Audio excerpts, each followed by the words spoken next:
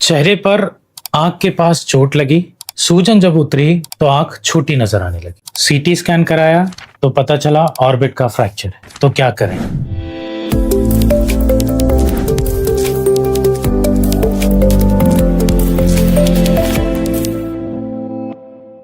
नमस्कार, मैं हूं doctor Sunil Rathore, plastic and ocular plastic surgeon from Bhopal, Madhya Pradesh. हमारे पास अक्सर इस तरह के पेशेंट्स आते हैं कि चेहरे पर चोट लगी, जो नए ट्रॉमा है वो भी आते हैं और जो पुराने ट्रॉमा हो चुके हैं वो भी आते हैं।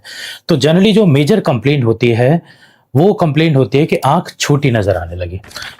इसके अलावा भी ऑर्बिटल फ्रैक्चर में कुछ पेशेंट्स में प्रॉब्लम्स आती हैं, जैसे डबल विजन होना, जैसे किसी आई मसल का एंट्रैपमेंट हो जाना। तो एंट्रैपमेंट होने के कारण जब आई मूव करेगी तो एक पर्टिकुलर डायरेक्शन में आपको पेन फील होगा।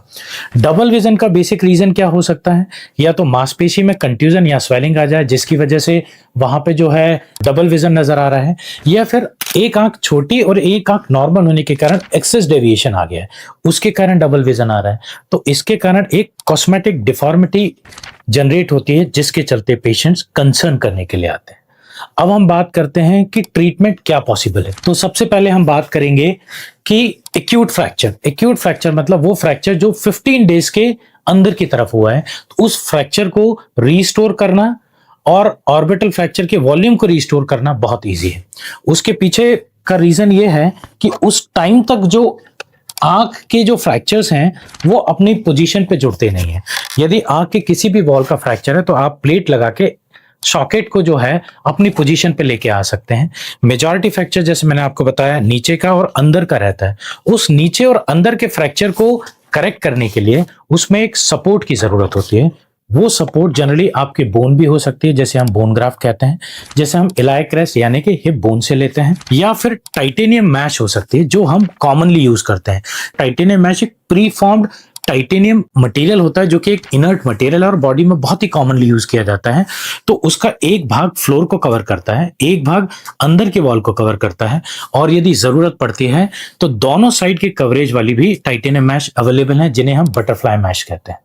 तो उन बटरफ्लाई मैश को बेसिकली आंख के नीचे लिड के पास एक पतला सा चीरा लगाकर, जो लिड की क्रीज के पास रहता है, लोअर आईलिड, उससे हम उस सॉकेट को एक्सप्लोर करते हैं और आंख का जो भाग नीचे की तरफ शिफ्ट हो गया है, नीचे की तरफ जो शिफ्ट हो गया है, उस मैक्सिलरी साइनस से उस कंटेंट को हम लिफ्ट करते हैं और आंख के नीचे जो है उस मैश को हम पुट कर देते हैं। तो जैसे ही हम मैश को पुट करते हैं तो आंख का कंटेंट ऊपर की तरफ आ जाता है, यानी कि उसका जो वॉल्यूम है वो बराबर आ गया। तो जब वॉल्यूम बराबर आ गया तो आंख की पोजीशन भी जो है वो नॉर्मल नजर आने लगती है, इवन इमीडिएट आफ्टर सर्जरी। किसी भी तरीके से, चाहे वो बोन ग्राफ्ट कर रहे हैं या फिर टाइटेनियम मैश कर रहे हैं, उससे यदि आंख के वॉल्यूम को हम रिस्टोर कर रहे हैं तो आंख की पोजीशन को नॉर्मल आने में जो है वो सहायता मिलती है, और यही जो ट्रीटमेंट है वो इनऑप्थेल्मस का ट्रीटमेंट है।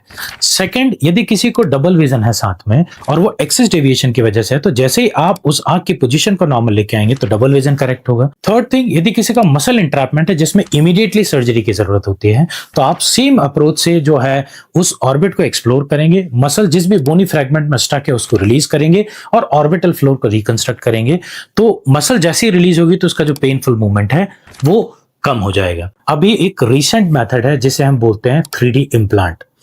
उस 3D इम्प्लांट में बेसिकली हम पेशेंट का सीटी स्कैन कराते हैं और अपोजिट आई से मैच करके एक इम्प्लांट को बनवाते हैं। पहले हम टाइटेनियम मैश को, प्री फॉर्म टाइटेनियम मैश को यूज कर रहे थे, राइट? अब हम उस टाइटेनियम का मटेरियल अपोजिट के वॉल्यूम से मैच करके इंजीनियर उसको रिकंस्ट्रक्ट करता है और हम उसको गाइड करते हैं कि स्क्रू की पोजीशन क्या होगी।